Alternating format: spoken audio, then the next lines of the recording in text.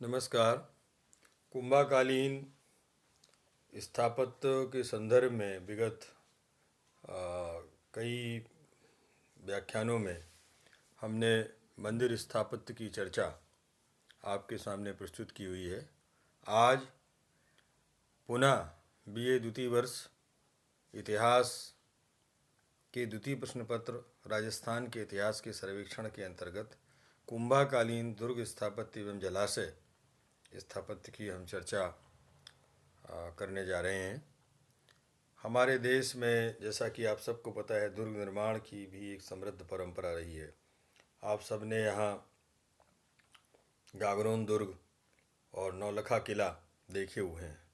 सामरिक एवं प्रशासनिक व राजनीतिक दृष्टि से इन दुर्गों का विशेष महत्व रहा है। यही कारण है कि हमारे देश में अनेक प्रकार के दुर्गों का निर्माण प्राचीन काल से ही होता रहा है।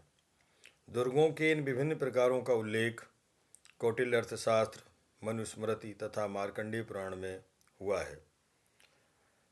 यद्यपि विष्णु धर्मोत्तर पुराण विभिन्न प्रकार की कलाओं का विस्तार से वर्णन करता है, परंतु कौटिल्य ने अपने अर्थशास्त्र में कहा है कि राजा को अपने देश के चारों ओर युद्ध के उपयोगी देवकृत पर्वत आदि विकट स्थानों को ही दुर्ग के रूप में काम में लाना चाहिए। किसी स्वाभाविक जल से घिरे हुए द्वीप या खाई आदि गहरे खोदकर जल से भरे हुए स्थानों से घिरे हुए स्थल दो प्रकार के औदक दुर्ग माने गए हैं। बड़े पत्थरों से बना हुआ या कंदराओं से व्याप्त दुर्ग पर्वत दुर्ग होता है। जल और घास आदि से रहित या ऊपर प्रदेश में बना हुआ दुर्ग धान्य दुर्ग होता है और चारों ओर दलदल से घिरा हुआ या कांटेदार झाड़ियों से व्याप्त दुर्ग वन दुर्ग कहलाता है। इन दुर्गों में नदी दुर्ग व पर्वत दुर्ग देश की रक्षा के कारण होते हैं। धान्य दुर्ग और वन दुर्ग दुर्ग में बनाए जाते हैं, जंगल में बनाए जाते हैं। इनमें राजा आपत्ति के समय भागकर अपनी रक्षा कर सकता है। मनुस्मृति में 6 प्रकार के दुर्गों का उल्लेख करते हैं। मार्कंडेय पुराण में भी दुर्ग के इन्हीं प्रकारों को व्यक्त किया गया है। दुर्गों की इसी राष्ट्रीय परंपरा का निर्वाह वीर प्रसवनी मेवाड़ भूमि में भी हुआ। मेवाड़ में इसी कारण आरंभ से ही अनेक दुर्गों का निर्माण हुआ, जिनमें सर्वाधिक महत्वपूर्ण दुर्ग चित्तौड़ का दुर्ग है। महाराणा कुंभा ने चित्तौड़ दुर्ग का नवीनीकरण कराया। महाराणा कुंभा से पहले रामपोल के बाद दुर्ग के नीचे तक कोई द्वार नहीं था।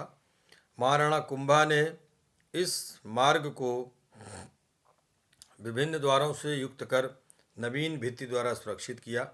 कीर्ति स्तंभ प्रशस्त में इन द्वारों के निर्माण का विस्तृत उल्लेख मिलता है। कुंभाकृत यह जीर्णोद्धार एक ओर सामरिक दृष्टि से महत्वपूर्ण है, तो दूसरी ओर आवागमन की सुविधा की दृष्टि से भी महत्वपूर्ण है।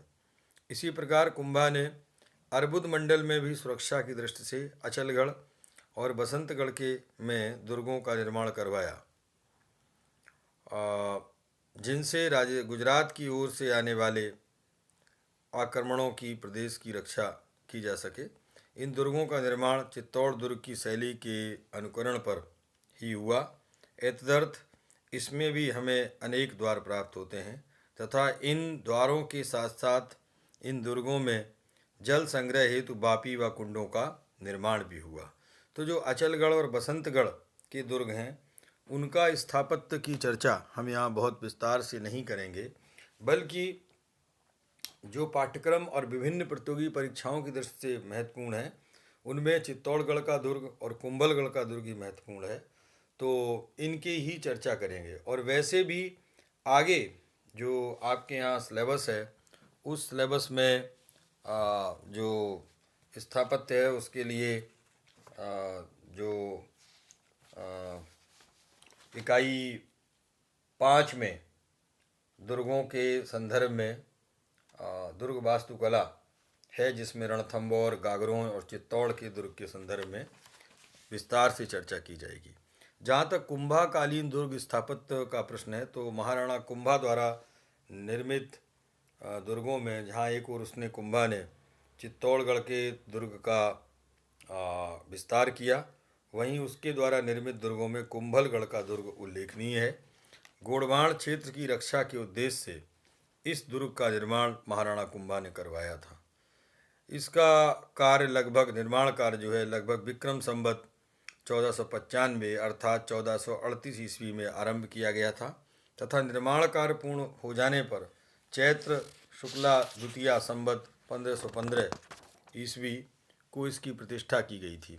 इस दुर्ग में ऊरठ पोल, हल्ला पोल, हनुमान पोल, विजय पोल, राम पोल नामक प्रतोलियाँ क्रमशः बनी हुई हैं।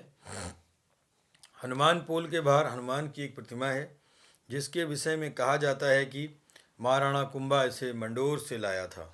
राम पोल के बाद एक मैदान आ जाता है जिसके उपरांत फिर ऊपर चढ़ने पर क्रमशः भैरव पोल, नींबू पोल, चौगान पोल, पागड़ा पोल और गणेश पोल है।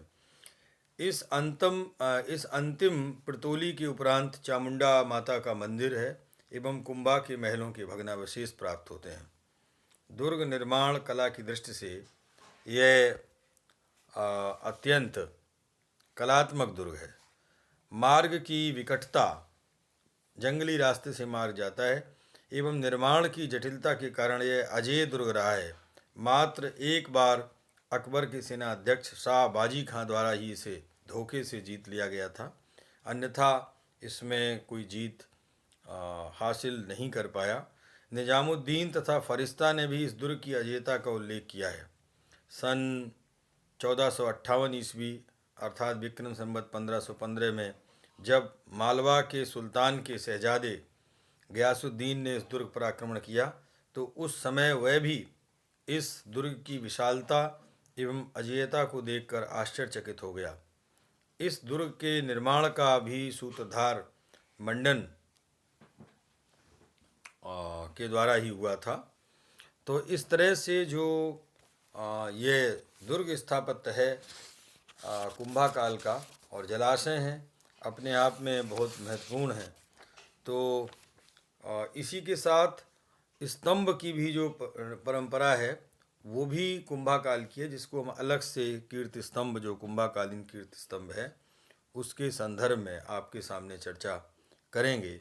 फिलहाल इस लघु व्याख्यान में जो आप अगर अन्य दुर्ग स्थापत्य को विस्तार से पढ़ना चाहते हैं तो मैं आपको ये सुझाव देना चाहूँगा कि रतनलाल मिश्र की किताब है राजस्थान के दुर्ग तथा राजस्थान हिंदी ग्रंथ अकादमी द्वारा डॉक्टर मनोहर सिंह की किताब है राजस्थान का दुर्ग स्थापत्य, जिसका विस्तार से अध्ययन आप करके राजस्थान के बहुत सारे दुर्गों के बारे में उपयोगी जानकारी प्राप्त कर सकते हैं।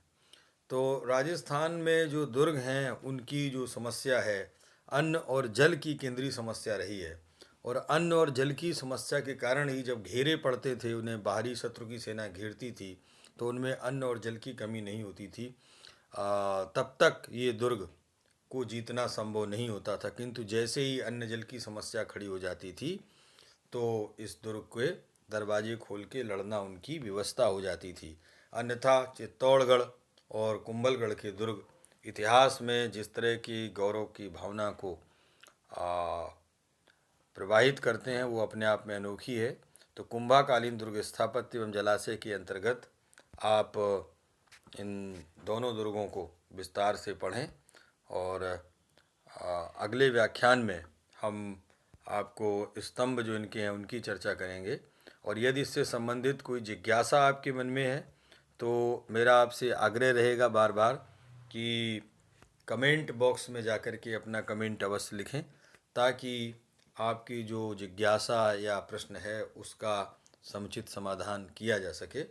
और विभिन्न प्रतियोगी परीक्षाओं में कुंभा काल के जो सांस्कृतिक उपलब्धियां हैं उनसे प्रश्न प्रायः पूछे जाते हैं, इसलिए कुंभा की सांस्कृतिक उपलब्धियों के अंतर्गत उसका जो कला का विस्तृत संसार है, जिसमें हमने पहले एक व्याख्यान में बता रखा है कि वास्तुकला है, मूर्तिकला है, संगीत कला है, चित्रकला है, साथ साथ जो साहित्य है विशाल साहित्य जिसमें धार्मिक साहित्य भी है, धार्मिकतर साहित्य भी है, इन सभी पर आधारित प्रश्न पूछे जाते रहे हैं। विभिन्न रचनाएं कई बार पूछी गई हैं जिनके बारे में आप डॉक्टर तारामंगल की जो किताब है महाराणा कुंभा और उनका काल, उसको विस्तृत अध्ययन कर सकते हैं। यह पुस्तक राजस्थानी ग्रंथागार जोधपुर से प्रकाशित है और इस पुस्तक के कई रिप्रिंट आए हैं। इसका प्रथम संस्करण अक्टूबर 1984 में आया था और अब इसके कई प्रिंट आ चुके हैं।